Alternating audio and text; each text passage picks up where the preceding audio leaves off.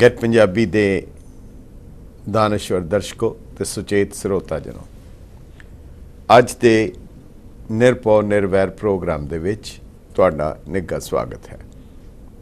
ਹਮੇਸ਼ਾ ਦੀ ਤਰ੍ਹਾਂ ਅਸੀਂ ਕੁਝ ਸੁਰਖੀਆਂ ਦੇ ਰਾਹੀਂ ਆਪਣੀ ਸ਼ੁਰੂਆਤ ਕਰਦੇ ਹਾਂ ਔਰ ਉਹਨਾਂ ਦੇ ਵਿੱਚ ਅਸੀਂ ਉਹਨਾਂ ਮਸਲਿਆਂ ਨੂੰ, ਉਹਨਾਂ ਨੁਕਤਿਆਂ ਨੂੰ, ਉਹਨਾਂ ਮੁੱਦਿਆਂ ਨੂੰ ਛੂਹਣ ਦੀ ਕੋਸ਼ਿਸ਼ ਕਰਦੇ ਹਾਂ ਬਹੁਤ ਸੰਖੇਪ ਵਿੱਚ, ਜਿਹੜੇ ਸਾਡੀ ਰੋਜ਼ਮर्रा ਦੀ ਜ਼ਿੰਦਗੀ ਦੇ ਨਾਲ ਤਲਕ ਰੱਖਦੇ ਹਨ, ਜਿਨ੍ਹਾਂ ਦਾ ਸਾਡੇ ਭਵਿੱਖ ਦੇ ਨਾਲ ਡੂੰਘਾ ਸੰਬੰਧ ਹੈ। ਉਸ ਸਿਲਸਿਲੇ ਵਿੱਚ ਅਸੀਂ ਕੁਝ ਕੁ ਤੁਹਾਡੇ ਨਾਲ ਨੁਕਤੇ ਸਾਂਝੇ ਕਰਾਂਗੇ ਔਰ ਫਿਰ ਮੁੱਖ ਵਿਸ਼ਾ ਜੋ ਕਿ ਸਮਾਜ ਦੀ ਬਣਤਰ ਰਾਜਨੀਤੀ ਦੇ ਉੱਤੇ ਆਧਾਰਿਤ ਹੈ। ਪੰਜਾਬ ਦੀ ਰਾਜਨੀਤੀ ਵਿੱਚ ਬਹੁਤ ਤੇਜ਼ੀ ਦੇ ਨਾਲ ਬਦਲਾਅ ਆ ਰਿਹਾ ਹੈ ਔਰ ਜਿਹੜੀਆਂ ਆਉਣ ਵਾਲੀਆਂ ਇਸ ਵਰੇ ਦੀਆਂ ਚੋਣਾਂ ਹਨ ਉਹ ਬਹੁਤ ਹੀ ਮਹੱਤਵਪੂਰਨ ਹਨ, ਜਿਸ ਨੇ ਨਾ ਕੇਵਲ ਦੇਸ਼ ਦੀ ਭਵਿੱਖ ਦੀ ਰਾਜਨੀਤੀ ਨੂੰ ਤੈਅ ਕਰਨਾ ਹੈ, ਬਲਕਿ ਇਸ ਦੇ ਵਿੱਚ ਉੱਭਰ ਕੇ ਇੱਕ ਮੁੱਦਾ ਸਾਹਮਣੇ ਆਉਣਾ ਹੈ ਕਿ ਜਿਹੜੀਆਂ ਅਕਲੀਅਤਾਂ, ਘੱਟ ਗਿਣਤੀਆਂ ਜਾਂ ਮਿਨੋਰਿਟੀਜ਼ ਹਨ, ਉਹਨਾਂ ਦਾ ਭਵਿੱਖ ਕੀ ਹੋਏਗਾ, ਉਹਨਾਂ ਦੀ ਗੱਲ ਕੌਣ ਕਰੇਗਾ, ਉਹਨਾਂ ਦਾ ਪ੍ਰੋਗਰਾਮ ਕੀ ਹੋਣਾ ਚਾਹੀਦਾ ਹੈ।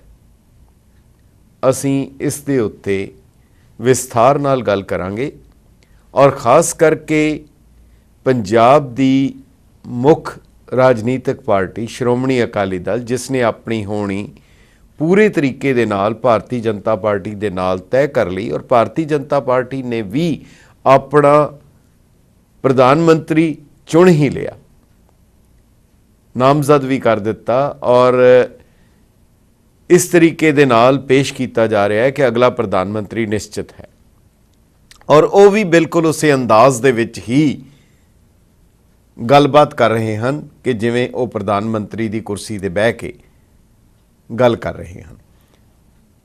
ਨਰਿੰਦਰ ਮੋਦੀ ਦਾ ਪੰਜਾਬ ਆਉਣਾ ਔਰ ਉੱਥੇ ਆ ਕੇ ਜੋ ਕੁਝ ਉਹਨਾਂ ਨੇ ਕਿਹਾ ਉਸ ਨਾਲੋਂ ਜ਼ਿਆਦਾ ਮਹੱਤਵਪੂਰਨ ਸੀ ਜੋ ਉਹਨਾਂ ਨੇ ਨਹੀਂ ਕਿਹਾ।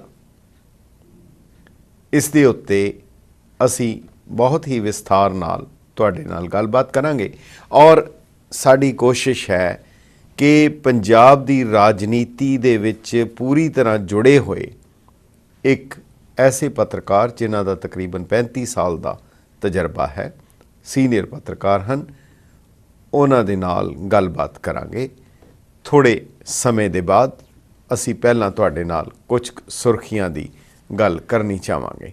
ਸਭ ਤੋਂ ਪਹਿਲੀ ਜਿਹੜੀ ਸੁਰਖੀ ਹੈ, ਪਹਿਲੀ ਖਬਰ, ਉਹ ਸ਼ਾਇਦ ਕਾਫੀ ਹਾਂ ਪੱਖੀ ਕਹੀ ਜਾਏਗੀ। ਪ੍ਰੋਫੈਸਰ ਦਵਿੰਦਰਪਾਲ ਸਿੰਘ ਭੁੱਲਰ, ਜਿਨ੍ਹਾਂ ਨੂੰ ਸਜ਼ਾਏ ਮੌਤ ਦਿੱਤੀ ਗਈ, ਉਹਨਾਂ ਨੂੰ ਸੁਣਾਈ ਗਈ, ਉਹਨਾਂ ਦੀ ਰਹਿਮ ਦੀ ਦਰਖਾਸਤ ਕੇਂਦਰ ਸਰਕਾਰ ਨੇ ਰੱਦ ਕਰ ਦਿੱਤੀ, ਰਾਸ਼ਟਰਪਤੀ ਨੇ ਰੱਦ ਕਰ ਦਿੱਤੀ ਔਰ ਉਸ ਤੋਂ ਬਾਅਦ ਸੁਪਰੀਮ ਕੋਰਟ ਨੇ ਵੀ ਰੱਦ ਕਰ ਦਿੱਤੀ। ਇਤਨੇ ਹਾਲਾਤ ਦੇ ਬਾਅਦ, ਜ਼ਿੰਦਗੀ ਔਰ ਮੌਤ ਦੇ ਵਿੱਚ ਜੂਝਣ ਦੇ ਬਾਅਦ, ਮੌਜੂਦਾ ਹਾਲਤ ਵਿੱਚ ਉਹਨਾਂ ਦੀ ਦਿਮਾਗੀ ਤਵਾਜ਼ਨ ਵੀ ਜਿਹੜਾ ਹੈ, ਉਹ ਦਿਮਾਗੀ ਹਾਲਤ ਵੀ ਕਾਫੀ ਐਸੀ ਸਥਿਤੀ ਤੇ ਪਹੁੰਚ ਗਈ ਕਿ ਜਿਹਦੇ ਵਿੱਚ ਕਾਨੂੰਨੀ ਤੌਰ ਤੇ ਉਹਨਾਂ ਨੂੰ ਫਾਹੇ ਨਹੀਂ ਲਾਇਆ ਜਾ ਸਕਦਾ। ਪਰ ਰਾਜਨੀਤੀ ਦੇ ਪਿੜ ਵਿੱਚ ਇਹ ਇੱਕ ਗੇਂਦ ਦੀ ਤਰ੍ਹਾਂ, ਖਿੱਦੋ ਦੀ ਤਰ੍ਹਾਂ ਇੱਧਰੋਂ ਉੱਧਰ ਹੁੰਦੇ ਰਹੇ। ਪਰ ਪਿੱਛੇ ਜਿਹੇ ਕੇਵਲ 49 ਦਿਨ ਲਈ ਜਿਹੜੀ ਦਿੱਲੀ ਦੀ ਸਰਕਾਰ ਆਈ ਕੇਜਰੀਵਾਲ ਦੀ, ਅਰਵਿੰਦ ਕੇਜਰੀਵਾਲ ਦੀ, ਉਹਨਾਂ ਨੇ ਇੱਕ ਬਹੁਤ ਵੱਡਾ ਕਦਮ ਚੁੱਕਿਆ ਔਰ ਉਹਨਾਂ ਨੇ ਲੈਫਟੀਨੈਂਟ ਗਵਰਨਰ ਨਜੀਬ ਜੰਗ ਨੂੰ ਚਿੱਠੀ ਲਿਖ ਕੇ ਕੇਂਦਰ ਸਰਕਾਰ ਤੋਂ ਰਿਕਮੈਂਡ ਕਰ ਦਿੱਤਾ ਕਿ ਪ੍ਰੋਫੈਸਰ ਦਵਿੰਦਰਪਾਲ ਸਿੰਘ ਭੁੱਲਰ ਦੀ ਸਜ਼ਾ ਮੌਤ ਨੂੰ ਰੱਦ ਕਰ ਦਿੱਤਾ ਜਾਏ ਜਾਂ ਉਸ ਨੂੰ ਉਮਰ ਕੈਦ ਵਿੱਚ ਤਬਦੀਲ ਕਰ ਦਿੱਤਾ ਜਾਏ। ਨਜੀਬ ਜੰਗ ਨੇ ਕੇਂਦਰ ਸਰਕਾਰ ਨੂੰ ਮਾਮਲਾ ਭੇਜ ਦਿੱਤਾ। ਕੇਂਦਰ ਸਰਕਾਰ ਨੇ 2 ਹਫ਼ਤੇ ਹੋ ਗਏ ਉਹਦੇ ਤੇ ਕੋਈ ਕਾਰਵਾਈ ਨਹੀਂ ਕੀਤੀ। ਸੁਪਰੀਮ ਕੋਰਟ ਦੇ 5 ਜੱਜਾਂ ਦੇ ਬੈਂਚ ਨੇ ਕੇਂਦਰ ਸਰਕਾਰ ਨੂੰ ਝਾੜ ਲਾਈ ਕਿ ਇਤਨੇ ਅਹਿਮ ਮਸਲੇ ਦੇ ਉੱਤੇ ਜਿੱਥੇ ਤਿਲ ਕਰਕੇ ਉਹ ਦੋਸ਼ੀ ਜਿਸ ਦੇ ਉੱਤੇ ਮੁਕੱਦਮਾ ਹੈ ਉਹ ਤਿਲ ਤਿਲ ਕਰਕੇ ਮਰਦਾ ਹੈ, ਉਹ ਜ਼ਿੰਦਗੀ ਔਰ ਮੌਤ ਦੇ ਵਿੱਚ ਜੂਝ ਰਿਹਾ ਹੁੰਦਾ ਹੈ, ਇਹਦੇ ਵਿੱਚ ਇੰਨੀ ਦੇਰੀ ਕਿਉਂ? ਇਹ ਬਹੁਤ ਸਖਤ ਲਫ਼ਜ਼ਾਂ ਵਿੱਚ ਕਿਹਾ। ਹੁਣ ਦਵਿੰਦਰਪਾਲ ਸਿੰਘ ਭੁੱਲਰ ਦੇ ਕੇਸ ਵਿੱਚ ਕੇਂਦਰ ਸਰਕਾਰ ਨੇ 2 ਹਫ਼ਤੇ ਦੀ ਮੰਗ ਕੀਤੀ ਹੈ ਸੁਪਰੀਮ ਕੋਰਟ ਤੋਂ, ਔਰ ਆਸ ਬੱਝੀ ਹੈ ਕਿ ਜਿਸ ਤਰੀਕੇ ਦੇ ਨਾਲ ਦਿੱਲੀ ਸਰਕਾਰ, ਕੇਜਰੀਵਾਲ ਦੀ ਸਰਕਾਰ ਨੇ ਰਿਕਮੈਂਡ ਕੀਤਾ ਸੀ, ਔਰ ਉਸ ਦੇ ਬਾਅਦ ਗਵਰਨਰ, ਲੈਫਟਨੈਂਟ ਗਵਰਨਰ ਨੇ ਕੇਂਦਰ ਸਰਕਾਰ, ਹੋਮ ਮਿਨਿਸਟਰੀ ਨੂੰ ਵੀ ਇਹ ਸਿਫਾਰਿਸ਼ ਕੀਤੀ ਹੈ ਕਿ ਦਵਿੰਦਰਪਾਲ ਸਿੰਘ ਭੁੱਲਰ ਦੀ ਸਜ਼ਾ ਮੌਤ ਨੂੰ ਰੱਦ ਕਰ ਦਿੱਤਾ ਜਾਏ। ਔਰ ਕੇਂਦਰ ਸਰਕਾਰ ਨੇ ਵੀ ਸੁਪਰੀਮ ਕੋਰਟ ਨੂੰ ਯਕੀਨ ਦਿਵਾਇਆ ਕਿ ਜਿੰਨੀ ਦੇਰ ਤੱਕ ਸੁਪਰੀਮ ਕੋਰਟ ਦਾ ਫੈਸਲਾ ਨਹੀਂ ਆਉਂਦਾ, ਉਹ ਦਵਿੰਦਰਪਾਲ ਸਿੰਘ ਭੁੱਲਰ ਨੂੰ ਸਜ਼ਾ ਨਹੀਂ ਦੇਣਗੇ। ਸੋ ਇਸ ਹਾਲਾਤ ਦੇ ਵਿੱਚ ਆਸ ਕੀਤੀ ਜਾਂਦੀ ਹੈ ਕਿ ਪ੍ਰੋਫੈਸਰ ਦਵਿੰਦਰਪਾਲ ਸਿੰਘ ਭੁੱਲਰ ਦਾ ਕੇਸ ਹੁਣ ਕਾਫੀ ਹੱਦ ਤੱਕ ਸਹੀ ਹੋ ਜਾਣ ਦੀ ਆਸ ਹੈ। ਪਰ ਇੰਨੇ ਸਾਲ ਜਿਹੜਾ ਇਕੱਲਿਆਂ ਕਾਲ ਕੋਠੜੀ ਦੇ ਵਿੱਚ ਬਿਤਾਣਾ, ਉਹਨੂੰ ਕੌਣ ਵਾਪਸ ਮੋੜੇਗਾ? ਉਸ ਦੀ ਭਰਪਾਈ ਕੌਣ ਕਰੇਗਾ? ਪਰ ਸ਼ਾਇਦ ਇਹੀ ਨਿਆਂ ਹੈ, ਇਸੇ ਦਾ ਨਾਂ ਅਦਾਲਤਾਂ ਹੈ, ਇਸੇ ਦਾ ਨਾਂ ਕੋਰਟ ਹੈ, ਇਸੇ ਦਾ ਨਾਂ ਜਸਟਿਸ ਹੈ। ਬਹੁਤ ਛੋਟਾ ਜਿਹਾ ਇੱਕ ਨੁਕਤਾ ਹੈ। ਕਿਹਾ ਜਾਂਦਾ ਹੈ these are court of law, not court of justice। ਇਹਨਾਂ ਨੂੰ ਕੋਰਟ ਆਫ ਲਾਅ ਕਿਹਾ ਜਾਂਦਾ ਹੈ, ਕੋਰਟ ਆਫ ਜਸਟਿਸ ਨਹੀਂ ਕਿਹਾ ਜਾਂਦਾ। ਕਾਨੂੰਨੀ ਪ੍ਰਕਿਰਿਆ ਦੇ ਵਿੱਚੋਂ ਗੁਜ਼ਰਦਿਆਂ ਹੋਇਆਂ ਬੰਦੇ ਬਿਰਖ ਹੋ ਜਾਂਦੇ ਹਨ, ਪੱਥਰ ਹੋ ਜਾਂਦੇ ਹਨ। ਅਗਲੀ ਛੋਟੀ ਜੀ ਸੁਰਖੀ ਹੈ ਪੰਜਾਬੀ ਯੂਨੀਵਰਸਿਟੀ ਪਟਿਆਲਾ, ਜਿਹੜੀ ਪੰਜਾਬੀ ਸੂਬਾ ਬਣਨ ਤੋਂ ਬਾਅਦ ਹੋਂਦ ਵਿੱਚ ਆਈ। ਇੱਕ ਬਹੁਤ ਵੱਡਾ ਤੋਹਫਾ ਸੀ ਕੌਮ ਨੂੰ ਜਿਹੜਾ ਪੰਜਾਬੀ ਯੂਨੀਵਰਸਿਟੀ ਦੇ ਰੂਪ ਵਿੱਚ ਮਿਲਿਆ, ਔਰ ਜਿਹੜਾ ਕੰਮ ਪੰਜਾਬੀ ਯੂਨੀਵਰਸਿਟੀ ਨੇ ਕੀਤਾ ਹੈ ਉਹ ਸ਼ਾਇਦ ਨਿੱਜੀ ਸੰਸਥਾਵਾਂ ਔਰ ਸਾਰੀਆਂ ਮਿਲ ਕੇ ਵੀ ਨਹੀਂ ਕਰ ਸਕਦੀਆਂ ਜਿਹੜੀਆਂ ਉਸ ਯੂਨੀਵਰਸਿਟੀ ਨੇ ਕੰਮ ਕੀਤਾ।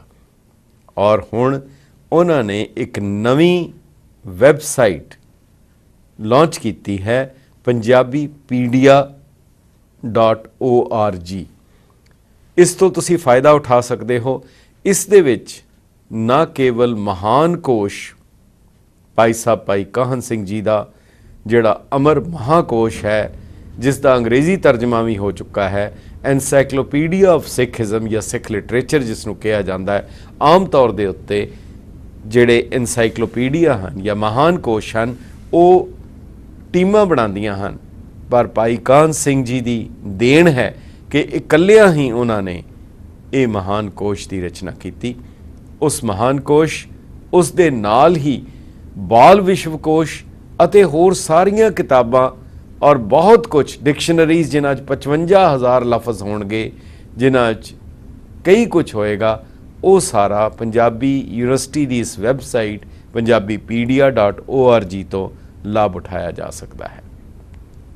ਅਗਲੀ ਛੋਟੀ ਜੀ ਸੁਰਖੀ ਹੈ ਜੰਮੂ ਕਸ਼ਮੀਰ ਦੇ ਵਿੱਚ ਸਿੱਖ ਆਰਗੇਨਾਈਜੇਸ਼ਨਸ, ਜਿੰਨੀਆਂ ਸੰਸਥਾਵਾਂ ਹੈ, ਆਲ ਪਾਰਟੀ ਸਿੱਖ ਕੋਆਰਡੀਨੇਸ਼ਨ ਕਮੇਟੀ ਦੇ ਚੇਅਰਮੈਨ ਜਗਮੋਹਨ ਸਿੰਘ ਰੈਨਾ ਨੇ ਜੰਮੂ ਕਸ਼ਮੀਰ ਸਰਕਾਰ ਦੀ ਉਸ ਜਿਹੜੀ ਰਿਕਮੈਂਡੇਸ਼ਨ ਹੈ ਜਾਂ ਉਹਨਾਂ ਦੀ ਕੋਸ਼ਿਸ਼ ਹੈ ਕਿ ਮਿਨੋਰਿਟੀਜ਼ ਐਕਟ ਜੋ ਕੇਂਦਰ ਦਾ ਹੈ ਉਸ ਦੇ ਵਿੱਚ ਬਦਲ ਕੇ ਸਟੇਟ ਦਾ ਵੱਖਰਾ ਕਾਨੂੰਨ ਬਣਾਇਆ ਜਾਏ, ਜਿਸ ਨਾਲ ਕੁਦਰਤੀ ਤੌਰ ਦੇ ਉੱਤੇ ਸਿੱਖਾਂ ਦੇ ਹਕੂਕ ਦੇ ਉੱਤੇ ਅਸਰ ਪਏਗਾ ਬਤੌਰੇ ਘੱਟ ਗਿਣਤੀ ਦੇ। ਉਹਨਾਂ ਨੇ ਚੇਤਾਵਨੀ ਦਿੱਤੀ ਹੈ ਕਿ ਅਗਰ ਜੰਮੂ ਕਸ਼ਮੀਰ ਦੀ ਸਰਕਾਰ ਇਸ ਗੱਲ ਦੇ ਵਿੱਚ ਅੱਗੇ ਵੱਧਦੀ ਹੈ ਔਰ ਆਪਣੇ ਮਨਸੂਬੇ ਨੂੰ ਅਮਲ ਵਿੱਚ ਲਿਆਉਣ ਦੀ ਕੋਸ਼ਿਸ਼ ਕਰਦੀ ਹੈ ਤਾਂ ਹੋ ਸਕਦਾ ਹੈ ਸਿੱਖ ਆਪਣੀ ਸਟੇਟ ਦੀ ਰੈਜ਼ੀਡੈਂਸੀ ਜਿਹੜੀ ਹੈ ਉਹ ਸਮਾਪਤ ਕਰ ਦੇਣ ਔਰ ਉਸ ਤੋਂ ਇਨਕਾਰ ਕਰ ਦੇਣ। ਕਾਫੀ ਗੰਭੀਰ ਹੈ ਔਰ ਉਮੀਦ ਹੈ ਕਿ ਸਾਂਝੀ ਸਾਡੀ ਜਿਹੜੀ ਕੇਂਦਰੀ ਲੀਡਰਸ਼ਿਪ ਹੈ ਉਹ ਇਸ ਮਸਲੇ ਨੂੰ ਪੂਰੀ ਗੰਭੀਰਤਾ ਨਾਲ ਲਏਗੀ, ਪਰ ਜਿਸ ਤਰ੍ਹਾਂ ਦੇ ਹਾਲਾਤ ਹੈ ਉਸ ਰਾਜਨੀਤੀ ਦੀ ਪਿੜ ਦੇ ਅੰਦਰ ਕਿੱਥੇ ਤੱਕ ਇਸ ਚੀਜ਼ ਨੂੰ ਅਮਲ ਵਿੱਚ ਲਿਆ ਸਕਣਗੇ ਇਹ ਕਿਹਾ ਨਹੀਂ ਜਾ ਸਕਦਾ। ਸ਼੍ਰੀ ਨਰਿੰਦਰ ਮੋਦੀ, ਜਿਨ੍ਹਾਂ ਨੂੰ ਭਵਿੱਖ ਦਾ ਭਾਰਤੀ ਜਨਤਾ ਪਾਰਟੀ ਵੱਲੋਂ और अकाली दल वालों उन्होंने आने वाला प्रधानमंत्री ऐलानिया जा चुका है। उन्हों की सफलता लई ये यकीनी बनाउण लई कि वो जरूर प्रधानमंत्री बन जाण एक बहुत वड्डा यज्ञ किया जा रहा है। 10 दिनों का महाविद्या होमम जिहड़े कि कामाक्षी अम्मन टैंपल कांचीपुरम दे विच तमिलनाडु दे विच कीता जा रहा है और जिस दे उत्ते तकरीबन 40 लाख रुपया या उस तो वध खर्च किया जाएगा, जिहदे विच 50 वैदिक पंडित जिहड़े वख-वख ग्रंथां दा पाठ करनगे, पूर्ण आहुति देणगे और खास करके कामाक्षी देवी की पूजा की जाएगी ताकि ये यकीनी बनाया जा सके कि नरेंद्र मोदी अगले प्रधानमंत्री जरूर बन जाणगे। सो ये सारियां जिहड़ियां तुसी सुर्खियां देखियां हैं, असी सुनिया है, इन्हां दे उत्ते तुसी अपने विचार दे सकते हो कि इन्हां दे बारे तुसी की सोचते हो। जिन्हां दे विच असी प्रोफैसर भुल्लर की गल कीती और नाल ही इस दे पंजाबी यूनिवर्सिटी वालों दिती हुई वैबसाइट जिहड़ी नवीं शुरू हुई है जम्मू कश्मीर दे विच जिहड़ी सिख कोआर्डिनेशन कमेटी दे वालों चेतावनी दी गई और कांचीपुरम दे विच महाविद्या यज्ञ किया जा रहा है नरेंद्र मोदी की सफलता दे लई। समा है एक छोटे ਜਿਹੇ वक्फे का, उहदे बाद मुड़ हासिल होवांगे।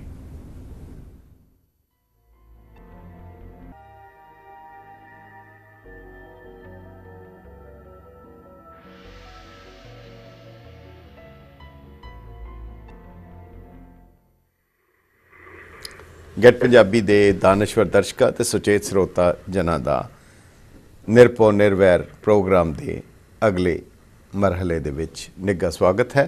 जिवें असीं शुरू दे विच जिक्र किया, पंजाब की राजनीति और खास करके पूरे मुल्क की राजनीति दे विच जिहड़ी तब्दीलियां आ रही हैं और खास करके पंजाब दे पॉलिटिक्स दे विच भविख दे बारे और जिहदे विच अकाली दल दा भविख की होएगा, जिहड़े मुद्दे हैं उन्हां बारे की होएगा, क्योंकि बहुत ही पीढ़ी सांझ जिहड़ी श्रोमणी अकाली दल दी और भारतीय जनता पार्टी दी पई है और वो भी बिल्कुल एक पासे होके जिहड़ी गल कर रहे हैं, उसका असर जिहड़ा श्रोमणी अकाली दल सारिਆਂ ਨੂੰ अपने कलावे विच लैके तुरदा सी, उसकी भविख की राजनीति किवें बनेगी, इस दे बारे साडे नाल गलबात करन लई जिवें तुहानूं जिक्र कीता सी काफ़ी सीनियर पत्रकार जिन्हां दा 35 साल तो लंबा तजर्बा है और जिहड़े 25 साल इंडियन एक्सप्रैस के नाल रहे और जिन्हां ने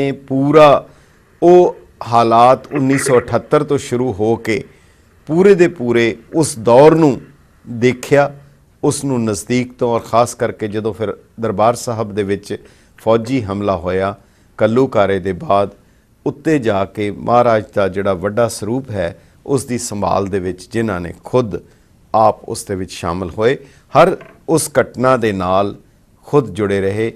सरदार जगतार सिंह जी जिहड़े पहला इंडियन एक्सप्रैस दे विच सन, वो साडे नाल लाइन दे उत्ते जुड़े हैं।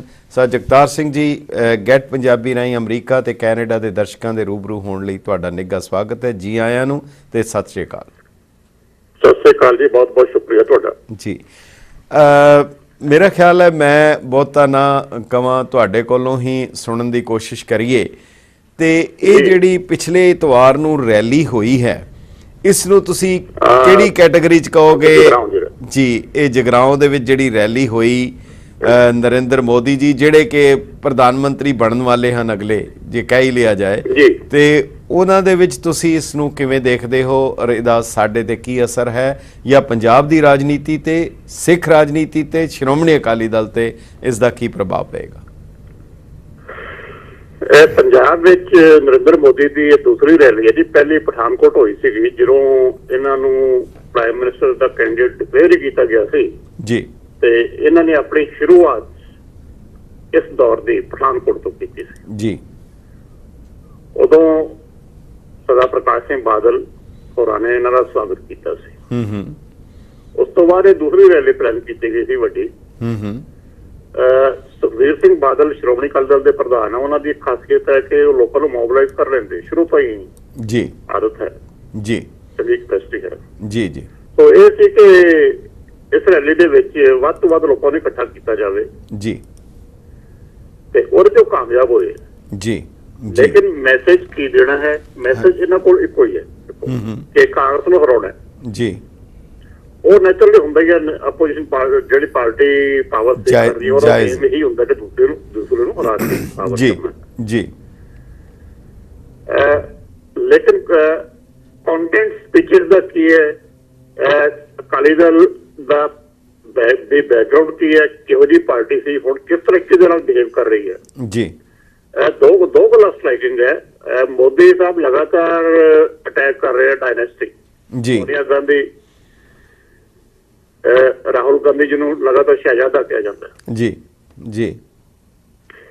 ਲੇਕਿਨ ਇੱਥੇ ਉਹਨਾਂ ਨੇ ਪਿਓ ਪੁੱਤ ਦੀ ਜੋੜੀ ਦੀ ਬਹੁਤ ਤਾਰੀਫ ਕੀਤੀ। ਇਹ ਕੰਟਰਡਿਕਸ਼ਨ ਆਪਣੇ ਆਪ ਦੇ ਵਿੱਚ। ਜੀ ਜੀ ਜੀ।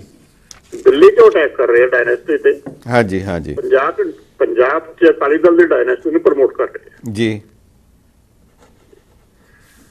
ਔਰ ਬਾਦਲ ਸਾਹਿਬ ਤਾਂ ਬਿਲਕੁਲ ਹੀ ਅੱਗੇ ਨਿਕਲ ਗਏ ਜੀ। ਉਹ ਕਹਿੰਦੇ ਸਾਡੀਆਂ 3 ਪੁਸ਼ਤਾਂ ਤੁਹਾਨੂੰ ਇੱਥੇ ਸਵਾਗਤ ਕਰਦੀਆਂ। ਕਹਿੰਦੇ ਮੇਰੀ ਬੇਟਾ, ਮੇਰੀ ਨੂੰਹ ਵੀ ਬੈਠੀ ਹੈ ਤੇ ਮੇਰੇ ਗ੍ਰੈਂਡ ਚਿਲਡਰਨ ਵੀ ਬੈਠੀ ਹੈ। ਜੀ ਜੀ ਜੀ ਜੀ। ਇੱਕ ਸੀਨੀਅਰ ਪੋਲੀਟੀਸ਼ੀਅਨ ਦੇ ਕੋਲੋਂ ਇਹ ਗੱਲ ਸੁਣਨੀ ਬੜੀ ਅਜੀਬ ਜੀ ਗੱਲ ਲੱਗਦੀ ਹੈ। ਜੀ ਜੀ। ਪੋਲਿਟਿਕਸ ਆਪਣੀ ਥਾਂ ਤੇ ਹੁੰਦੀ ਹੈ, ਲੇਕਿਨ ਇੰਨੀ ਜੀ ਕਿਹੜੀ ਗੱਲ ਦੀ ਇਹਨਾਂ ਨੂੰ ਲੋੜ ਹੈ? ਹਾਂਜੀ। ਕੀ ਸੀ ਕਰ ਰਹੇ ਹੈ? ਇਹ ਰਿਫਲੈਕਟ ਕਰਦੀ ਹੈ ਕਿ ਅਕਾਲੀ ਦਲ ਸਿਰਫ ਇਸ ਖਾਨਦਾਨ ਦੇ ਵਿੱਚ ਹੀ ਸੀਮਤ ਹੋ ਕੇ ਰਹਿ ਗਿਆ ਹੈ। ਜੀ। ਜੇ ਕਹਿੰਦੇ ਵੀ ਅਕਾਲੀ ਦਲ ਤੁਹਾਡਾ ਸਵਾਗਤ ਕਰਤਾ, ਫਿਰ ਗੱਲ ਹੋਰ ਸੀਗੀ। ਜੀ ਜੀ। ਜੇ ਕਹੋਗੇ ਸਾਡੀਆਂ 3 ਪੁਸ਼ਤਾਂ ਸਵਾਗਤ ਕਰਦੀਆਂ, ਫਿਰ ਗੱਲ ਹੋਰ ਹੈ। ਜੀ। ਮੋਦੀ ਸਾਹਿਬ ਨੇ ਪੰਜਾਬ ਦੇ ਮੁੱਦਿਆਂ ਨੇ ਕੋਈ ਗੱਲ ਨਹੀਂ ਕੀਤੀ ਜੀ। ਜਨਰਲ ਗੱਲਾਂ ਕੀਤੀਆਂ। ਜਿਹੜੀ ਸਿੱਖ ਫਾਰਮਰਸ ਦੀ ਗੱਲ ਕੀਤੀ ਗੁਜਰਾਤ ਦਿਆਂ ਦੀ, ਵੀ ਅਸੀਂ ਉਹਨਾਂ ਨੂੰ ਲੜਨੀ ਦਿਆਂਗੇ। ਹਾਂਜੀ। ਦੇਖੋ ਆਨ ਦੇ ਸਰਫੇਸ ਇਹ ਗੱਲ ਵੈਲਕਮ ਕਰਨ ਵਾਲੀ ਹੈ ਜੀ, ਲੇਕਿਨ ਜਦੋਂ ਇਹਦੇ ਟੈਕਨੀਕਲ ਵਿੱਚ ਜਾਇਆ ਜਾਵੇ ਮਸਲਾ ਕੀ ਹੈ? ਹਾਂਜੀ। ਇਹ ਫਾਰਮਰਸ ਹਾਈ ਕੋਰਟ ਦੇ ਵਿੱਚ ਆਪਣਾ ਕੇਸ ਜਿੱਤ ਚੁੱਕੇ ਸੀ ਜੀ। ਬਿਲਕੁਲ ਬਿਲਕੁਲ। ਉਸ ਤੋਂ ਬਾਅਦ ਗੁਜਰਾਤ ਗਵਰਨਮੈਂਟ ਉਸ ਫੈਸਲੇ ਦੇ ਅਗੇਂਸਟ ਸੁਪਰੀਮ ਕੋਰਟ ਦੇ ਵਿੱਚ ਗਈ ਜੀ। SLP ਫਾਈਲ ਕੀਤੀ ਜੀ। ਇਹ ਵਾਰ-ਵਾਰ ਕਿਹਾ ਜਾ ਰਿਹਾ ਹੈ ਕਿ ਜੇ ਮੋਦੀ ਸਾਹਿਬ ਸਿਨਸੀਅਰ ਹੈ ਇਸ ਮਸਲੇ ਤੇ SLP ਵਿਡਰਾ ਕੀਤੀ ਜਾਵੇ ਜੀ।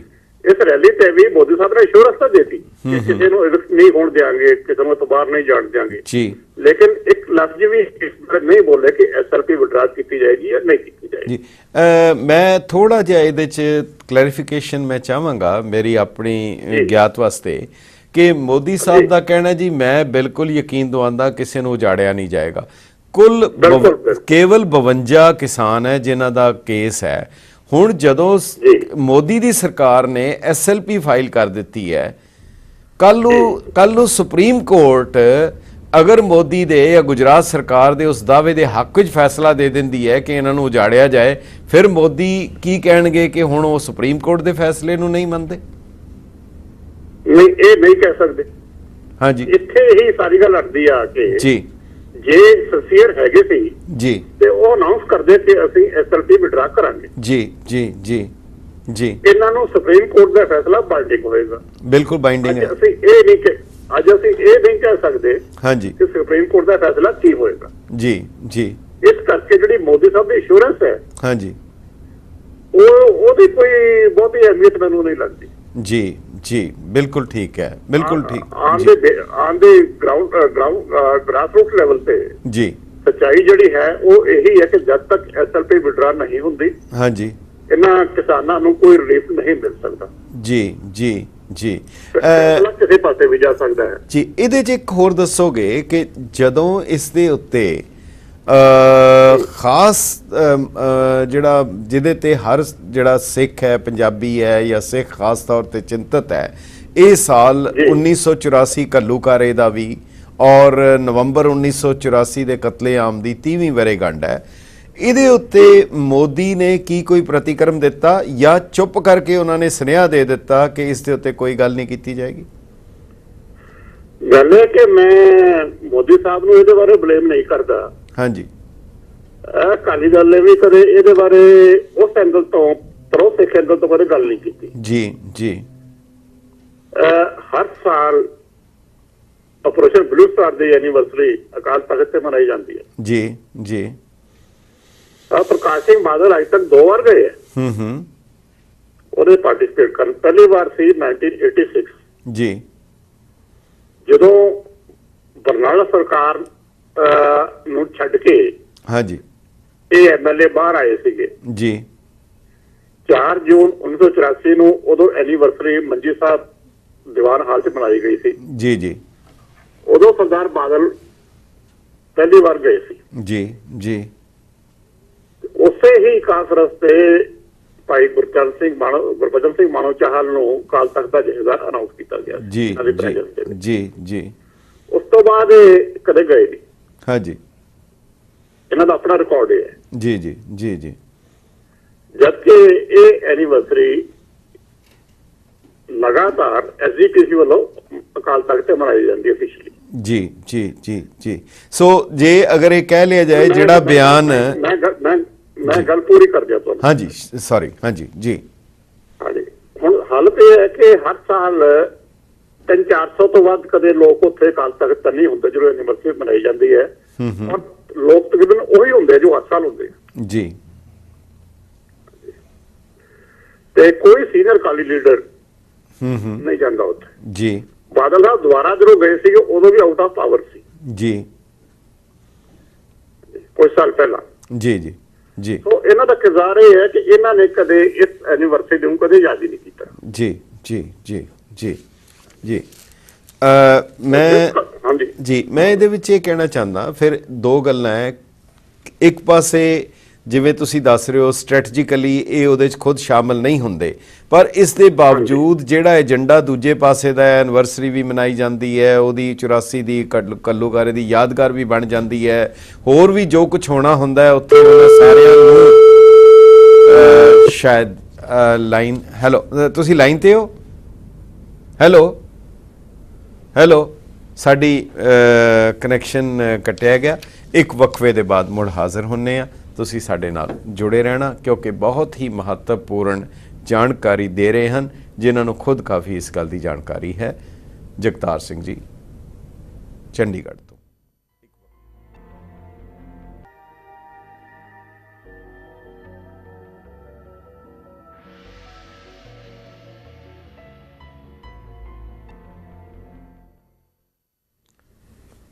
ਨਿਰਭਉ ਨਿਰਵੈਰ ਪ੍ਰੋਗਰਾਮ ਦੇਖ ਰਹੇ ਦਾਨਸ਼ਵਰ ਦਰਸ਼ਕੋ ਤੇ ਸੁਣ ਰਹੇ ਸੂਝਵਾਨ ਸਰੋਤਾ ਜਨੋ, ਵਕਫੇ ਦੇ ਬਾਅਦ ਤੁਹਾਡਾ ਨਿੱਘਾ ਸਵਾਗਤ ਹੈ। ਚੰਡੀਗੜ੍ਹ ਤੋਂ ਸੀਨੀਅਰ ਪੱਤਰਕਾਰ ਜਗਤਾਰ ਸਿੰਘ ਜੀ ਸਾਡੇ ਨਾਲ ਹਨ ਔਰ ਜਿਹੜੀ ਰੈਲੀ ਜਗਰਾਉਂ ਦੇ ਵਿੱਚ ਨਰਿੰਦਰ ਮੋਦੀ ਦੀ ਹੋਈ ਉਸ ਦੇ ਬਾਰੇ ਤੁਹਾਨੂੰ ਜਾਣਕਾਰੀ ਦੇ ਰਹੇ ਹਨ।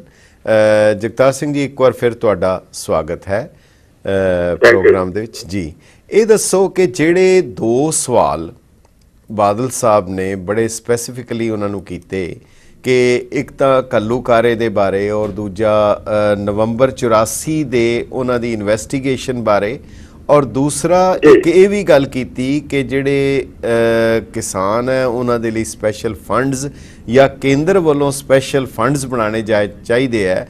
ਮੋਦੀ ਉਹਦੇ ਤੇ ਬਿਲਕੁਲ ਪਾਸਾ ਵੱਟ ਗਏ, ਉਹਨਾਂ ਨੇ ਕੋਈ ਜਵਾਬ ਹੀ ਨਹੀਂ ਦਿੱਤਾ। ਇਹ ਕੀ ਕਾਰਨ ਹੈ ਕਿ ਜਿਸ ਚੀਜ਼ ਨੂੰ ਇਹਨਾਂ ਨੇ ਕਿਹਾ ਉਹਦੇ ਬਾਰੇ ਉਹਨਾਂ ਨੇ ਕੋਈ ਗੱਲ ਵੀ ਨਹੀਂ ਕੀਤੀ ਔਰ ਨਾ ਹੀ ਇਹਨਾਂ ਨੂੰ ਕਿਸੇ ਕਿਸਮ ਦਾ ਹਾਂ ਜਾਂ ਨਾ ਵਿੱਚ ਵੀ ਜਵਾਬ ਨਹੀਂ ਦਿੱਤਾ? ਇਹਦੇ ਬਾਰੇ ਕੀ ਇਹ ਅਕਾਲੀ ਦਲ ਦੀ ਇੱਕ ਸੁਨੇਹਾ ਹੈ ਕਿ ਇਹਨਾਂ ਦਾ ਕੀ ਰੁਤਬਾ ਹੋਏਗਾ ਬਣਨ ਤੋਂ ਬਾਅਦ ਜੇਕਰ ਇਹ ਚੀਜ਼ ਬਣ ਜਾਂਦੀ ਹੈ, ਜੇ ਉਹ ਕਾਮਯਾਬ ਹੋ ਜਾਂਦੇ ਆ? ਮੈਂ ਪਹਿਲੇ ਪੁਆਇੰਟ ਤੇ ਹੀ ਹੋਣਾ ਜੀ। ਗੁਜਰਾਤ ਵਿੱਚ ਵੀ 2002 ਵਿੱਚ ਦੰਗੇ ਹੋਏ ਜੀ। ਦੰਗੇ ਲਾਜ਼ੀਕਲ ਹੈ ਜੀ ਇਹਨੇ ਵੇ, ਲੇਕਿਨ ਚਲੋ ਗੁਜਰਾਤ ਦੇ ਵਿੱਚ ਕਹਿ ਸਕਦੇ ਹੋ, ਲੇਕਿਨ 1984 ਦੇ ਦੰਗੇ ਨਹੀਂ ਸੀਗੇ, ਇਹਦਾ ਕਤਲੇਆਮ ਜੀ ਜੀ ਜੀ। ਜੇ ਮੋਦੀ ਸਾਹਿਬ ਪੰਜਾਬ ਦੀ ਗੱਲ ਕਰਦੇ ਹੈ ਜੀ, ਉਹਨਾਂ ਨੂੰ ਗੁਜਰਾਤ ਦੀ ਗੱਲ ਵੀ ਕਰਨੀ ਪਏਗੀ ਜੀ ਜੀ ਜੀ। ਅੱਜ ਤੱਕ ਉਹਨਾਂ ਨੇ ਇਹ ਕਬੂਲ ਨਹੀਂ ਕੀਤਾ ਕਿ ਇਹ ਉਹਨਾਂ ਦੀ ਨਾਕਾਬਲੀਅਤ ਕਰਕੇ ਦੰਗੇ ਹੋਏ ਜਾਂ ਸ਼ਮੂਲੀਅਤ। ਮੈਂ ਹਾਲੇ ਨਹੀਂ ਕਹਿ ਰਿਹਾ, ਸ਼ਮੂਲੀਅਤ ਤਾਂ ਸਭ ਦੇ ਸਾਹਮਣੇ ਜੋ ਕੁਝ ਸੀ ਜੀ, ਟੈਕਨੀਕਲਿਟੀ ਦੇ ਵਿੱਚ ਮੈਂ ਨਹੀਂ ਪੈਂਦਾ, ਲੇਕਿਨ ਜੋ ਕਿਉਂਕਿ ਉਹਨਾਂ ਨੂੰ ਕੋਰਟ ਨੇ ਬਰੀ ਕੀਤਾ, ਉਹ ਟੈਕਨੀਕਲ ਪਾਰਟ ਹੈ, ਠੀਕ ਹੈ। ਲੇਕਿਨ ਜੋ ਜਨਰਲ ਪਰਸੈਪਸ਼ਨ ਹੈ ਉਹ ਸਭ ਨੂੰ ਪਤਾ ਹੈ ਵੀ ਉੱਥੇ ਕੀ ਹੋਇਆ ਸੀ, ਕਿਹਦਾ ਦੋਸ਼ ਹੈ। ਜੀ ਜੀ, ਜੇ ਉਹ ਪੰਜਾਬ ਦੇ ਕਤਲੇਆਮ ਦੇ, ਸਿੱਖਾਂ ਦੇ ਕਤਲੇਆਮ ਦੇ ਦਿੱਲੀ ਦੇ ਵਿੱਚ ਜੀ ਜੁਡੀਸ਼ੀਅਲ ਇਨਕੁਆਇਰੀ ਦਾ ਕੋਈ ਭਰੋਸਾ ਦਿੰਦੇ ਹੈ, ਹਾਂਜੀ ਹਾਂਜੀ, ਤੇ ਕੀ ਕੱਲ ਨੂੰ ਉਹਨਾਂ ਤੇ ਇਹ ਸਵਾਲ ਨਹੀਂ ਹੋਏਗਾ ਜੀ ਪੰਜਾਬ ਤੋਂ ਬਾਹਰ ਜਾ ਕੇ ਜੀ ਕਿ ਕੀ ਇਹੋ ਜਿਹੀ ਇਨਕੁਆਇਰੀ ਉਹ ਗੁਜਰਾਤ ਵਿੱਚ ਵੀ ਕਰਵਾਉਣਗੇ? ਜੀ ਜੀ ਜੀ, ਉੱਥੇ ਸਿੱਧੇ ਇਨਵੋਲਵਮੈਂਟ ਜੀ ਉਹ ਸਰਕਾਰ ਦੀ ਔਰ ਆਰਐਸਐਸ ਬੀਜੇਪੀ ਦੀ ਸਾਹਮਣੇ ਨਜ਼ਰ ਆਉਂਦੀ ਹੈ, ਲੀਗਲੀ ਭਾਵੇਂ ਨਾ ਹੋਵੇ। ਜੀ ਜੀ, ਸੋ ਉਹ ਇਸ ਗੱਲ ਤੋਂ ਪਾਸਾ ਵੱਟ ਗਏ। ਜੀ ਜੀ, ਇਹਦਾ ਇੱਕ ਪਹਿਲੂ ਹੋਰ ਵੀ ਹੈ ਜੀ, ਉਹ ਅਕਾਲੀ ਦਲ ਦੀ ਮੌਕਾ ਪ੍ਰਸਤੀ ਹੈ। ਜਦੋਂ ਇਲੈਕਸ਼ਨ ਹੁੰਦੀ ਹੈ ਉਦੋਂ ਹੀ ਇਹਨਾਂ ਨੂੰ ਕਿਉਂ ਚੇਤਾ ਆਉਂਦਾ ਹੈ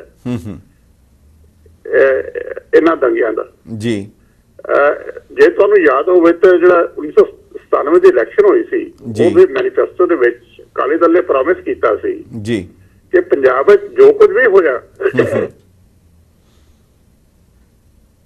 ਜੀ ਉਹਦੀ ਇੱਕ ਜੁਡੀਸ਼ੀਅਲ ਇਨਕੁਆਇਰੀ ਕਰਾਈ ਜਾਏਗੀ। ਜੀ ਜੀ ਜੀ, ਪਾਵਰ ਚ ਆਉਣ ਤੋਂ 3-4 ਮਹੀਨੇ ਬਾਅਦ ਹੀ ਜੀ ਬਾਦਲ ਸਾਹਿਬ ਨੇ ਪ੍ਰੈਸ ਪਬਲਿਕਲੀ ਇੱਕ ਸਵਾਲ ਦੇ ਜਵਾਬ ਵਿੱਚ ਕਿਹਾ ਸੀਗਾ ਹਾਂਜੀ ਕਿ ਅਸੀਂ ਇਹ ਇਨਕੁਆਇਰੀ ਨਹੀਂ ਕਰਾਵਾਂਗੇ ਕਿਉਂਕਿ ਇਹਦੇ ਨਾਲ ਜਿਹੜੇ ਅੱਲੇ ਜ਼ਖਮ ਹੈ ਖੁੱਲ ਜਾਣਗੇ। ਜੀ ਜੀ ਜੀ, ਇਹ ਡਬਲ ਸਟੈਂਡਰਡ ਕਿਉਂ? ਜੀ ਬਾਦਲ ਸਾਹਿਬ ਨੇ ਉਦੋਂ ਇਨਕੁਆਇਰੀ ਕਰਾਈ ਹੁੰਦੀ, ਉਹਦੇ ਚ ਸਾਰੀ ਸੱਚਾਈ ਬਾਹਰ ਆਉਣੀ ਸੀ। ਜੀ ਜੀ ਜੀ, ਜਿਹੜੀ ਵਾਰ-ਵਾਰ ਐਲੀਗੇਸ਼ਨ ਲੱਗਦੀ ਹੈ ਕਿ ਇਹਦੇ ਪਿੱਛੇ ਕਾਂਗਰਸ ਦਾ ਕੀ ਰੋਲ ਸੀ, ਜੀ ਜੀ, ਇਹ ਕਾਂਗਰਸ ਦੀ ਚਾਲ ਸੀ, ਜੀ ਉਹ ਵੀ ਸਾਹਮਣੇ ਆ ਜਾਂਦੀ। ਜੀ ਜੀ, ਜਿਹੜਾ ਅਕਾਲੀ ਦਲ ਦਾ ਆਪਣਾ ਰੋਲ ਆ ਉਹ ਵੀ ਸਾਹਮਣੇ ਆ ਜਾਂਦਾ। ਜੀ ਜੀ, ਬਹੁਤ ਗੱਲਾਂ ਐਸੀਆਂ ਹੈਗੀਆਂ ਜਿਹੜੀਆਂ ਰਿਕਾਰਡ ਤੇ ਹੈਗੀਆਂ। ਜੀ, ਇਹਦੇ ਵਿੱਚ ਜਗਤਾਰ ਸਿੰਘ ਜੀ ਮੈਨੂੰ ਯਾਦ ਆਉਂਦੀ ਹੈ ਜਿਹੜੇ ਡੀਸੀ ਪਾਵਟੇ ਗਵਰਨਰ ਸੀ ਪੰਜਾਬ ਦੇ, ਉਹਨਾਂ ਨੇ ਆਪਣੀ ਕਿਤਾਬ ਦੇ ਵਿੱਚ ਇੱਕ ਗੱਲ ਲਿਖੀ ਹੈ, ਤੁਸੀਂ ਉਹਦੇ ਨਾਲ ਕਿੰਨੇ ਕੁ ਸਹਿਮਤ ਹੋ? ਉਹਨਾਂ ਨੇ ਕਿਹਾ ਹੈ ਕਿ ਅਕਾਲੀ ਖਾਸ ਕਰਕੇ ਜਦੋਂ ਤਾਂ ਇਹ ਪਾਵਰ ਵਿੱਚ ਹੁੰਦੇ ਹੈ ਇਹਨਾਂ ਨੂੰ ਪੋਲੀਟੀਕਲ ਪੈਰਾਲਿਸਿਸ ਹੋ ਜਾਂਦਾ ਹੈ, ਪਰ ਜਦੋਂ ਇਹ ਪਾਵਰ ਤੋਂ ਬਾਹਰ ਆਉਂਦੇ ਆ ਫਿਰ ਇਹ ਮਿੱਟੀ ਝਾੜ ਕੇ ਉਹ ਸਾਰੇ ਪੁਰਾਣੇ ਮਤੇ ਤੇ ਸਾਰੀਆਂ ਚੀਜ਼ਾਂ ਉਹ ਕੱਢ ਕੇ ਲੈ ਆਉਂਦੇ ਆ। ਬਿਲਕੁਲ ਦਰੁਸਤ ਜੀ, ਮੈਂ ਵੀ ਆਪਣੀ ਕਿਤਾਬ ਦੇ ਵਿੱਚ ਇਹੀ ਜ਼ਿਕਰ ਕੀਤਾ। ਠੀਕ ਹੈ ਠੀਕ ਹੈ ਠੀਕ ਹੈ। ਸੋ ਅੱਛਾ, ਇੱਕ ਹੋਰ ਮੈਂ ਐਗਜ਼ਾਮਪਲ ਦਿੰਦਾ ਜਦੋਂ ਇਹ ਐਨਡੀਏ ਦਾ ਪਾਰਟਨਰ ਸੀ ਦਿੱਲੀ ਦੇ ਵਿੱਚ 6 ਸਾਲ ਸਰਕਾਰ ਰਹੀ ਜੀ, ਜਿਹਦੇ ਚ ਮੰਤਰੀ ਰਹੇ ਜੀ, ਇੱਕ ਵਾਰ ਵੀ ਇਹਨਾਂ ਨੇ ਫਾਰਮਲੀ ਜੀ ਇਹ ਟੇਕ ਅਪ ਕੀਤਾ ਕਿ ਚੰਡੀਗੜ੍ਹ ਪੰਜਾਬ ਨੂੰ ਮਿਲਣਾ ਚਾਹੀਦਾ ਜਾਂ ਇਹਨਾਂ ਦੰਗਿਆਂ ਦੀ ਇਨਕੁਆਇਰੀ ਹੋਣੀ ਚਾਹੀਦੀ ਹੈ ਜੀ, ਜਾਂ ਦਰਿਆਈ ਪਾਣੀ ਦਾ ਮਸਲਾ ਹੈ ਜੀ, ਇਹਦਾ ਕੋਈ ਸੋਲੂਸ਼ਨ ਹੋਣਾ ਚਾਹੀਦਾ। ਇਹ ਸਾਡੇ ਲਈ ਆਪੋਜੀਸ਼ਨ ਚ ਆ ਕੇ ਕਿਉਂ ਇਹਨਾਂ ਨੂੰ ਚੇਤਾ ਆ ਜਾਂਦਾ ਹੈ? ਕੀ ਇਹ ਚੰਗੀ ਰਾਜਨੀਤੀ ਨਹੀਂ? ਨਹੀਂ, ਮੌਕਾ ਪ੍ਰਸਤੀ ਦੀ ਰਾਜਨੀਤੀ ਨੂੰ ਚੰਗੀ ਰਾਜਨੀਤੀ ਦੇ ਮੇਰੇ ਖਿਆਲ ਵਿੱਚ ਨਹੀਂ ਕਿਹਾ ਜਾ ਸਕਦਾ। ਪ੍ਰੈਕਟੀਕਲ ਰਾਜਨੀਤੀ ਮੈਂ ਕਹਿ ਰਿਹਾ। हाँ, प्रैक्टिकल राजनीति है, लेकिन मौका प्रस्ती की राजनीति जी जी, लोगों के सेंटीमेंट एक्सप्लॉइट करने जी ਤੁਸੀਂ ਕਰੋ ਤੱਕ ਕਰਦੇ ਰਹੋਗੇ। ਅੱਛਾ ਜਗਤਾਰ ਸਿੰਘ ਜੀ, ਜਿਹੜੀ ਗੱਲ ਸੁਖਬੀਰ ਸਿੰਘ ਬਾਦਲ ਨੇ ਉੱਥੇ ਖੁੱਲ੍ਹ ਕੇ ਕਹੀ ਕਿ ਸਾਨੂੰ ਜਿਹੜਾ ਇਹ ਸਰਹੱਦੀ ਇਲਾਕਾ ਹੋਣ ਕਰਕੇ ਸਪੈਸ਼ਲ ਫੰਡ ਦਿੱਤੇ ਜਾਣ, ਇਹ ਅਨਾਉਂਸ ਕਰਨ ਜਾਂ ਸਾਨੂੰ ਸਪੈਸ਼ਲ ਪੈਕੇਜ ਮਿਲਣਾ ਚਾਹੀਦਾ, ਉਹਦੇ ਤੇ ਨਰਿੰਦਰ ਮੋਦੀ ਦਾ ਬਿਲਕੁਲ ਕੋਈ ਪ੍ਰਤੀਕਰਮ ਨਹੀਂ ਆਣਾ। ਕੀ ਇਹਨਾਂ ਦੋਨਾਂ ਦੀ ਪੋਜੀਸ਼ਨ ਨੂੰ ਜ਼ਾਹਿਰ ਨਹੀਂ ਕਰਦਾ ਕਿ ਦੋਨਾਂ ਦਾ ਕੀ ਆਪਸ ਦੇ ਵਿੱਚ ਰੁਤਬਾ ਹੋਏਗਾ ਰਿਲੇਸ਼ਨਸ਼ਿਪ ਦਾ? ਨਰਿੰਦਰ ਮੋਦੀ ਨੇ ਕਿਸੇ ਵੀ ਗੱਲ ਤੇ ਕਮਿਟ ਨਹੀਂ ਕੀਤਾ ਆਪਣੇ ਆਪ ਨੂੰ। ਜੀ ਜੀ ਜੀ ਜੀ ਜੀ, ਇਹਨਾਂ ਨੇ ਪੂਰੀ ਕੋਸ਼ਿਸ਼ ਕਰ ਲਈ ਹੈ। ਹਾਂਜੀ, ਕਿਸੇ ਵੀ ਇਸ਼ੂ ਤੇ ਕਮਿਟਮੈਂਟ ਇਹਨਾਂ ਨੂੰ ਕੋਈ ਨਹੀਂ ਮਿਲੀ। ਇੱਕ ਹੋਰ ਬੜਾ ਅਹਿਮ ਹੈ, ਚੂੰਕਿ ਦੇਖੋ ਮੈਂ ਜੇਕਰ ਇਤਿਹਾਸਕ ਪੱਖੋਂ ਧਾਰਮਿਕ ਪੱਖੋਂ ਲਵਾਂ, ਜੇਕਰ ਬਾਬਰ ਦਾ ਹਮਲਾ ਹੋਇਆ ਤਾਂ ਉਸ ਵੇਲੇ ਜਿਹੜੇ ਮਜ਼ਲੂਮ ਸਨ ਉਹ ਮੁਸਲਮਾਨ ਔਰਤਾਂ ਸਨ, ਔਰ ਜਿਨ੍ਹਾਂ ਦੇ ਬਾਰੇ ਗੁਰੂ ਨਾਨਕ ਸਾਹਿਬ ਨੇ ਆਵਾਜ਼ ਉਠਾਈ, ਮੁਸਲਮਾਨੀਆਂ ਪੜ੍ਹੇ ਕਤੇਬਾ ਕਸ਼ਟ ਮਹਿ ਕਰੇ ਖੁਦਾਏ ਵੇ ਲਾਲੋ, ਉਹ ਮੁਸਲਮਾਨ ਔਰਤਾਂ ਦੇ ਉੱਤੇ ਜ਼ੁਲਮ ਹੁੰਦਾ ਹੈ ਤੇ ਗੁਰੂ ਨਾਨਕ ਸਾਹਿਬ ਜਿਹੜਾ ਹੈ ਹਾ ਦਾ ਨਾਰਾ ਮਾਰਦੇ ਹੈ ਔਰ ਜੇਕਰ ਤਿਲਕ ਜੰਜੂ ਦੀ ਖਾਤਰ ਹੁੰਦਾ ਹੈ ਤੇ ਗੁਰੂ ਤੇਗ ਬਹਾਦਰ ਸਾਹਿਬ ਸ਼ਹਾਦਤ ਵੀ ਦੇ ਦਿੰਦੇ ਹੈ। ਜੇਕਰ ਪੰਜਾਬ ਦੇ ਵਿੱਚ ਕਤਲੇਆਮ ਹੁੰਦਾ ਸਿੱਖਾਂ ਦਾ, ਉਹਦਾ ਮੁਕਾਬਲਾ ਕਰਦੇ ਹੈ। ਪਰ ਜੇ ਕਲਕੱਤੇ ਦੇ ਵਿੱਚ ਮੁਸਲਮਾਨਾਂ ਦੇ ਉੱਤੇ 1947 ਜ਼ੁਲਮ ਹੁੰਦਾ, ਸਿੱਖ ਉਹਦਾ ਸਾਥ ਦਿੰਦੇ ਹੈ। ਸੋ ਇਹ ਆਪਣਾ ਇੱਕ ਬੈਲੈਂਸ ਕਾਇਮ ਰੱਖਦੇ ਹੈ। ਪਰ ਹੁਣ ਨਰਿੰਦਰ ਮੋਦੀ ਦਾ ਪੰਜਾਬ ਦੇ ਵਿੱਚ ਆ ਕੇ ਅਕਾਲੀ ਦਲ ਦੀ ਸਟੇਜ ਤੋਂ ਅਨਾਉਂਸ ਕਰਨਾ ਕਿ ਜਿਹੜੇ ਤੇ ਬੰਗਲਾਦੇਸ਼ ਤੋਂ ਜਿਹੜੇ ਮੁਸਲਮਾਨ ਆ ਰਹੇ ਹੈ ਉਹ ਘੁਸਪੈਠੀਏ ਹੈ ਔਰ ਜੇ ਹਿੰਦੂ ਆ ਰਹੇ ਹੈ ਉਹ ਸ਼ਰਨਾਰਥੀ ਹੈ, ਕੀ ਇਹ ਅਕਾਲੀ ਦਲ ਦੀ ਉਸ ਯੂਨੀਵਰਸਲਿਜ਼ਮ ਦੇ ਨਾਲ ਮੇਲ ਖਾਂਦਾ ਜਾਂ ਉਹਨਾਂ ਦੇ ਗੁਰੂ ਸਾਹਿਬ ਦੇ ਦਿੱਤੇ ਆਦੇਸ਼ਾਂ ਦੇ ਉੱਤੇ ਅਨੁਰੂਪ ਬੈਠਦਾ? ਗੁਰੂ ਸਾਹਿਬ ਦੇ ਆਦੇਸ਼ਾਂ ਦੀ ਗੱਲ ਕਰੀਏ ਤਾਂ ਅਕਾਲੀ ਦਲ ਉਹਨਾਂ ਤੋਂ ਬਿਲਕੁਲ ਪਾਸੇ ਹਟ ਚੁੱਕਿਆ ਹੈ ਜੀ। ਅਕਾਲੀ ਦਲ ਦਾ ਹਮੇਸ਼ਾ ਹੀ ਇੱਕ ਖਾਸਾ ਰਿਹਾ ਹੈ ਕਿ ਇਹ ਪਾਰਟੀ ਮਾਈਨੋਰਿਟੀਜ਼ ਦੀ ਗੱਲ ਕਰਦੀ ਸੀ ਲਗਾਤਾਰ ਜੀ ਜੀ। ਬੜੇ ਸਾਲਾਂ ਤੋਂ ਇਹਨਾਂ ਨੇ ਮਾਈਨੋਰਿਟੀਜ਼ ਦੀ ਗੱਲ ਕਰਨੀ ਛੱਡ ਦਿੱਤੀ ਹੈ। ਪਹਿਲਾਂ ਇਹ ਵੀ ਸੀ ਕਿ ਮਾਈਨੋਰਿਟੀ ਫਰੰਟ ਬਣਾਇਆ ਜਾਣਾ ਚਾਹੀਦਾ, ਸਾਰੇ ਹਿੰਦੁਸਤਾਨ ਵਿੱਚ ਸਾਰੀਆਂ ਮਾਈਨੋਰਿਟੀਜ਼ ਇਕੱਠੀਆਂ ਹੋ ਕੇ ਆਪਣੇ ਹੱਕਾਂ ਦੀ ਲੜਾਈ ਲੜਨ। ਜੀ ਜੀ। ਅਕਾਲੀ ਦਲ ਲੜ ਰਿਹਾ ਸੀ ਜੀ, ਪੁਰਾਣਾ ਇਤਿਹਾਸ ਇਹ ਹੈ ਜੀ। ਲੇਕਿਨ ਹੁਣ ਜੇ ਤੁਹਾਨੂੰ ਯਾਦ ਹੋਵੇ ਜੇ 2002 ਦੇ ਦੰਗੇ ਗੁਜਰਾਤ ਦੇ ਹੋਏ ਹੈ, ਪ੍ਰਕਾਸ਼ ਸਿੰਘ ਬਾਦਲ ਨੇ ਇੱਕ ਵਾਰ ਵੀ ਉਹਨਾਂ ਨੂੰ ਕ੍ਰਿਟਿਸਾਈਜ਼ ਨਹੀਂ ਕੀਤਾ। ਜੀ ਜੀ ਜੀ। ਜੇ ਐਡੇ ਵੱਡੇ ਦੁਖਾਂਤ ਨੂੰ ਇੱਕ ਉਹ ਪਾਰਟੀ ਕ੍ਰਿਟਿਸਾਈਜ਼ ਨਹੀਂ ਕਰਦੀ ਜਿਹੜੀ ਮਾਈਨੋਰਿਟੀ ਦਾ ਦਮ ਭਰਦੀ ਹੋਵੇ, ਤੇ ਇਹ ਤਾਂ ਕਲੀਅਰ ਹੈ ਕਿ ਪਾਰਟੀ ਆਪਣਾ ਅਸਲੀ ਖਾਸਾ ਛੱਡ ਚੁੱਕੀ ਹੈ। ਜੀ ਜੀ। ਔਰ ਲਗਾਤਾਰ ਇਹਦੇ 'ਚ ਬਦਲਾਅ ਆਇਆ। ਜੀ ਜੀ ਜੀ ਜੀ। ਅਕਾਲੀ ਦਲ ਦਾ ਜਿਹੜਾ ਪਹਿਲਾ ਮੰਤਵ ਹੈ ਉਹ ਧਰਮ ਦੀ ਰੱਖਿਆ ਕਰਨਾ ਹੈ, ਸਿਆਸਤ ਨਹੀਂ ਹੈ ਜੀ। ਪੰਥਕ ਪਾਰਟੀ ਸੱਤਾ ਦੂਜਾ ਮੰਤਵ ਹੈ। ਜੀ ਜੀ ਜੀ। ਮੇਰਾ ਹੁਣ ਜੀ ਜੀ ਜੀ ਮੇਰਾ ਸਿਰਫ ਇੱਕ ਅਖੀਰਲਾ ਸਵਾਲ ਹੈ, ਸਮਾਂ ਇਜਾਜ਼ਤ ਨਹੀਂ ਦਿੰਦਾ। ਤੁਹਾਡੇ ਕੋਲੋਂ ਤੇ ਬਹੁਤ ਕੁਝ ਅਸੀਂ ਜਾਣ ਸਕਦੇ ਹਾਂ ਕਿ ਨਰਿੰਦਰ ਮੋਦੀ ਦੇ ਸਿਰ ਦੇ ਉੱਤੇ ਉਹ ਕੇਸਰੀ ਰੰਗ ਦੀ ਬੱਝੀ ਬਜਾਈ ਪੱਗ ਟੋਪੀ ਵਾਂਗਣ ਰੱਖ ਦੇਣੀ ਔਰ ਉਸ ਨੂੰ ਜਿਹੜੀ ਸ੍ਰੀ ਸਾਹਿਬ ਭੇਟ ਕਰ ਦੇਣੀ, ਇਹਨਾਂ ਨੂੰ ਕਿਸ ਰੂਪ ਵਿੱਚ ਦੇਖਿਆ ਜਾਏਗਾ? ਇਹਦੇ ਬਾਰੇ ਕੀ ਪ੍ਰਤੀਕਰਮ ਜਾਂ ਕਿਸ ਤਰ੍ਹਾਂ ਤੁਹਾਨੂੰ ਲੱਗਦਾ? ਮੇਰਾ ਖਿਆਲ ਆਪਾਂ ਨਰਿੰਦਰ ਮੋਦੀ ਨੂੰ ਇਹਦੇ ਵਿੱਚ ਆਈਸੋਲੇਟ ਕਰਕੇ ਨਾ ਦੇਖੀਏ। ਪਿਛਲੇ ਬੜੇ ਸਾਲਾਂ ਤੋਂ ਇਹ ਪ੍ਰਥਾ ਪੰਜਾਬ ਵਿੱਚ ਚੱਲ ਰਹੀ ਹੈ। ਜੀ ਜੀ। ਇੱਕ ਵਾਰੀ ਮੈਨੂੰ ਯਾਦ ਹੈ ਕਿ ਰਾਹੁਲ ਗਾਂਧੀ ਦੇ ਸਿਰ ਤੇ ਵੀ ਕਿਸੇ ਨੇ ਇਸ ਤਰ੍ਹਾਂ ਹੀ ਪੱਗ ਰੱਖੀ ਸੀ ਜੀ। ਕਈ ਤੁਹਾਡੇ ਅਟਲ ਬਿਹਾਰੀ ਆਪਣਾ ਅਡਵਾਨੀ ਦੇ ਸਿਰ ਤੇ ਹੀ ਪੱਗ ਰੱਖੀ ਗਈ ਸੀਗੀ ਜੀ। ਇਹ ਇਸ਼ੂ ਵਾਰ-ਵਾਰ ਉੱਠਿਆ ਹੈ ਕਿ ਪੱਗ ਟੋਪੀ ਨਹੀਂ। ਹਾਂਜੀ ਹਾਂਜੀ ਹਾਂਜੀ।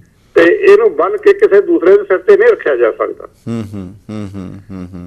ਇਹ ਮਸਲਾ ਐਸਜੀਪੀਸੀ ਜੀ ਜਾਂ ਅਕਾਲ ਤਖਤ ਨੂੰ ਟੇਕ ਅਪ ਕਰਨਾ ਚਾਹੀਦਾ, ਕਿਉਂਕਿ ਸਿੱਖ ਮਰਿਆਦਾ ਦਾ ਕੋਲ ਖਾਨ ਹੈ ਜੀ ਜੀ ਮੇਰੇ ਖਿਆਲ ਦੇ ਵਿੱਚ। ਕਿਉਂਕਿ ਜੇ ਅਗਰ ਬੱਧੀ ਵਧਾਈ ਪੱਗ ਕਿਸੇ ਦੀ ਰੱਖਣੀ ਹੈ ਤਾਂ ਮਤਲਬ ਪਹਿਲਾਂ ਕਿਸੇ ਦੀ ਲਾਈ ਜਾਏਗੀ ਫਿਰ ਰੱਖੀ ਜਾਏਗੀ ਨਾ। ਬਿਲਕੁਲ ਲਾਈ ਜਾਏਗੀ, ਬਨ ਕੇ ਲਾਈ ਜਾਏਗੀ, ਲੇਕਿਨ ਕਿਸੇ ਸਿਰ ਤੇ ਰੋਕੇ ਟੋਪੀ ਤੇ ਪੱਗ ਦੇ ਵਿੱਚ ਫਿਰ ਕੀ ਫਰਕ ਰਹਿ ਗਿਆ? ਠੀਕ ਹੈ ਠੀਕ ਹੈ। ਤੇ ਅਖੀਰ ਦੇ ਵਿੱਚ ਤੁਸੀਂ ਕੋਈ ਖਾਸ ਸੁਨੇਹਾ ਦੇਣਾ ਚਾਹੁੰਦੇ ਹੋ ਸਾਡੇ ਦਰਸ਼ਕਾਂ ਨੂੰ ਜਿਹੜੇ ਅਮਰੀਕਾ ਔਰ ਕੈਨੇਡਾ ਦੇ ਵਿੱਚ ਬੈਠੇ ਹੈ, ਕਿ ਇਹ ਆਉਣ ਵਾਲੇ ਭਵਿੱਖ ਦੇ ਬਾਰੇ ਤੁਸੀਂ ਕੀ ਸੋਚਦੇ ਹੋ ਤੇ ਕੀ ਇਹਨਾਂ ਨੂੰ ਕਿਸ ਨਜ਼ਰੀਏ ਨਾਲ ਦੇਖਣਾ ਚਾਹੀਦਾ? ਦੇਖੋ, ਜਿੱਥੇ ਸਿੱਖ ਪੋਲਿਟਿਕਸ ਦਾ ਸਵਾਲ ਹੈ ਇਹ ਅੱਗੇ ਵੱਧ ਚੁੱਕੀ ਹੈ।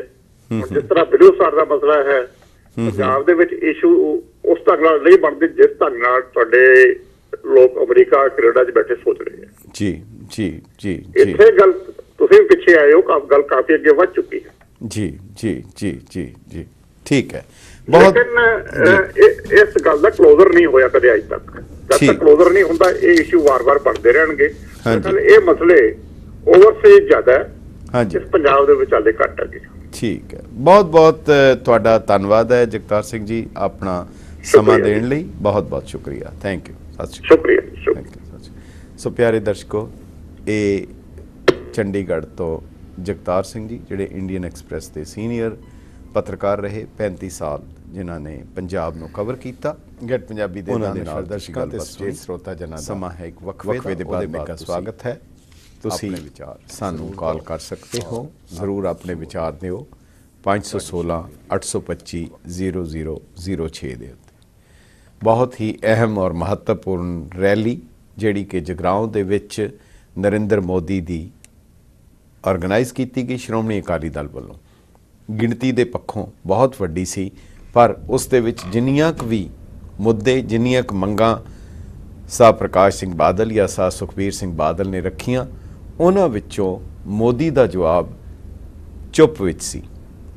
ना तो उन्होंने 1984 के मुकदमिਆਂ की जान पुण छाण का, छानबीन का या इन्वैसटीगेशन का उहदे बारे, या स्पैशल पैकेज का या सरहदी सूबे की स्पैशल पैकेज का कोई जिक्र नहीं किया। रह गई गल जिहड़े मुख मुद्दा गुजरात के नाल सामने आंदा है उभर के, वो सीगा कि जिहड़े उत्थे सिर्फ 52 किसान हैं, बहुती वड्डी गिणती भी नहीं, जिहड़े कि काफ़ी दहाकियां तो उत्थे जिन्हां ने आबाद की ज़मीन, उन्होंने हुण ज़मीन की कीमत वध जाण करके उत्थों उजाड़न दे उपराले किए जा रहे हैं, जिहदे विच गुजरात हाई कोर्ट ने उन्हां दे हक विच फैसला दिता, पर नरेंद्र मोदी की सरकार ने सुप्रीम कोर्ट दे विच SLP स्पैशल लीव पटीशन पा के उस गुजरात हाई कोर्ट के फैसले के खिलाफ अपील दाखिल की है। इस करके जिहड़े उत्थे दे किसान जथेबंदियां हैं, उन्हां दे आगू प्रिथी सिंह, मोहन सिंह, भजन सिंह, जसबीर सिंह, नायब सिंह अते हरनाम सिंह आदि ने ये मंग की है कि जे मोदी सरकार गंभीर है और ईमानदार है तो उन्होंने SLP वापस लेनी चाहिए है। दूसरे पासे पंजाब कांग्रेस के प्रधान बाजवा साहब का कहना है कि भावें सिख होण, मुसलमान होण या ईसाई होण, कोई भी जिहड़ी घट गिणती है उन्हां दे नाल मोदी सरकार का वतीरा या उन्हां दा जो वर्तारा है वो सही नहीं है। दरअसल श्रोमणी अकाली दल एक ऐसी जमात सी, शहीदां दी जथेबंदी, जिहड़ी सारे देश दीआं राजनीतिक पार्टियां नूं अगवाई दिंदी सी, पर हुण हालात बदल गए, शायद घट गिणती विच होण करके या देश के हालात या असूलों नालों केवल गिणती दे उत्ते ही आधारित होण करके हुण दो ही पार्टियां रह गईयां, या कांग्रेस है तो या भारतीय जनता पार्टी है। और अकाली दल ने निर्णय किया कि वो भारतीय जनता पार्टी का साथ दवे और साथ भी अनकंडीशनल दवे, उहदे विच कोई किसी किस्म की शर्त नहीं, बिल्कुल बगैर शर्त दे इन्हां नूं समर्थन देण दियां जिहड़ियां गलबात की। दरअसल हालात इस तरह दे है जिस दे बारे कह लिया जाए, कबाबे सीख हैं हम, हर सूं बदलते हैं, जल उठता है ये पहलू तो वो पहलू बदलते हैं। हालात घट्टो घट इस तो यह साफ जाहिर होंदा है कि जिहड़ियां घट गिणतियां हन वो बिल्कुल बहु गिणती दे रहमो करम ते हन, और इस दे विच ये कहण विच भी कोई शक नहीं, कोई शुबा नहीं कि भावें बहुत छोटी गिणती दे विच जिहड़ी केजरीवाल की जिहड़ी पार्टी आई, उसने उन्हां 84 दे कतलेआम की SIT बनाने का काम किया, दविंदरपाल सिंह भुल्लर की उन्होंने गल की, एक होर सिख जिन्हें मरण वर्त रखिया सी उहदी गल नूं सुन के अगे कार्रवाई की। घट्टो घट जिसने घट गिणतियां की गल खुल के करन दी कोशिश की और बगैर किसी वितकरे दे, बगैर किसी चीज़ के जिहड़ियां गल्लां इन्हां दीयां मंगां सन वो उस सरकार ने चुकण की कोशिश की। मसले बहुत हैं, उन्हां नुकतियां दे उत्ते जिन्हां दे उत्ते इन्ना काण होया, जिस दे उत्ते मोर्चे लगे, धर्म युद्ध मोर्चे लगे, वो सारियां दियां सारियां मंगां उत्थे ही खड़ियां हैं। और ख़ास करके ये साल 2014 1984 सिख कतलेआम या 1984 कल्लूकारे दी और पहली वर्ल्ड वार दी ये सेंटिनरी है, जिहदे विच सिखां दा योगदान बहुत ज़्यादा है। इसनूं किस ढंग नाल मनाया जाएगा ये समा दसेगा। ये प्रोग्राम तुहानूं किस तरह का लगा जरूर सानूं ईमेल करो lamba@getpunjabi.tv। एक होर प्रोग्राम लैके मुड़ हाज़र होवांगे। इजाज़त दो। वाहिगुरू जी का खालसा, वाहिगुरू जी की फतेह।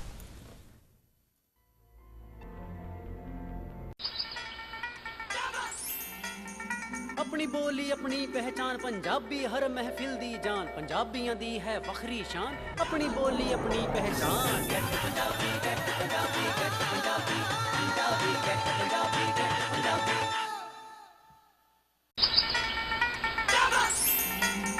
अपनी बोली अपनी पहचान पंजाबी हर महफिल दी जान पंजाबियां दी है वखरी शान अपनी बोली अपनी पहचान get Punjabi get Punjabi get Punjabi